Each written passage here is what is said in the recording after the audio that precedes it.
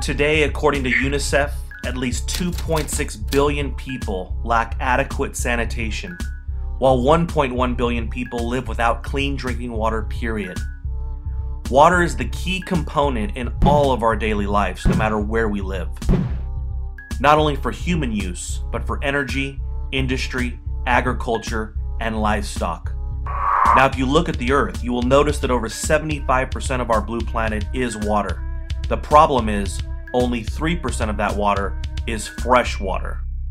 Over 260 river basins are shared by 2 or more countries, and most of these rivers are without defined legal or institutional arrangements. Consider the Aral Sea, for example, located in Central Asia. The name Aral Sea is actually translated into Sea of Islands, referring to over 1,534 islands that once existed. Today, the Aral Sea is down to 10% of its original size. The same thing is happening in other areas that were once flourishing are now turning into desert. A report titled "Avoiding Water Wars: Water Scarcity and Central Asia's Growing Importance for Stability in Afghanistan and Pakistan" was recently done by the Senate Foreign Relations Committee. In it, it focused on rising water tensions that could destabilize Central and South Asia. The implications of a water shortage has already caused aggravated demand for agriculture and power generation, according to the report. Water, without a doubt, is going to be a huge issue, along with oil, throughout this century. In the US, the world's largest body of fresh water, the Ogallala Aquifer, an underground lake that extends from the Colorado Rockies to South Dakota, going all the way down to the Texas Panhandle, with a range of 50 to 300 feet of depth. This water resource is what has made America's plains the breadbasket of the world. Unfortunately, like an oil well, this won't last forever. The Ogallala used to have an average depth of 240 feet. Today, its average depth is just 80 feet. Recently, a story done in Texas about a town named Happy, who has simply run out of water for its farms.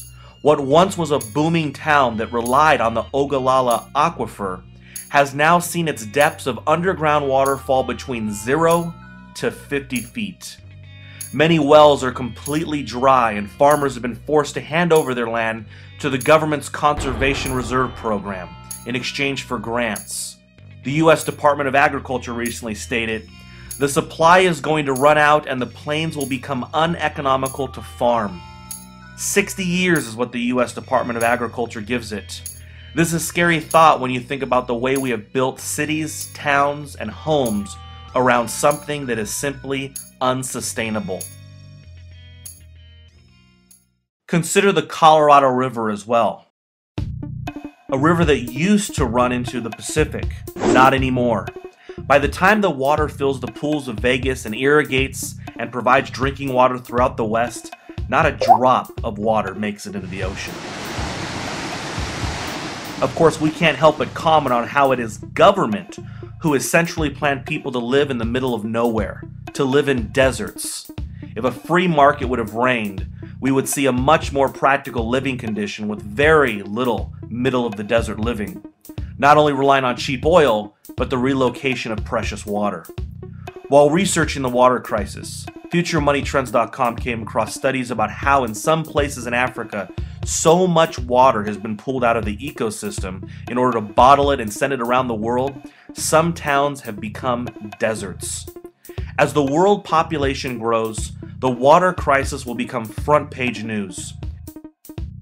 According to the consulting company McKinsey & Company, by 2030, global water demand will be 40% greater than today's accessible, reliable, environmentally sustainable supply. FutureMoneyTrends.com members should have no doubt that this is 100% tied into agriculture and rising food price inflation. 71% of global water withdrawals today go to irrigating our food. The US government has screwed us with subsidies that are handed out to farmers who plant in areas that need an excessive amount of water. Subsidies are also handed out in misguided attempts to turn food into fuel, something that in our opinion is not only driving food costs up, but is wasting precious water resources. Like oil, it takes water for many goods. A cotton t-shirt, 400 gallons. Denim jeans, 1,800 gallons. A car, 39,000 gallons. A board of lumber, 5.4 gallons. A barrel of beer, 1,500 gallons. Gallon of paint, 12 gallons. 1 ton of steel, 62,000 gallons. A piece of paper, 2.6 gallons. Consider how much water it takes to grow our food, feed our animals, and ourselves.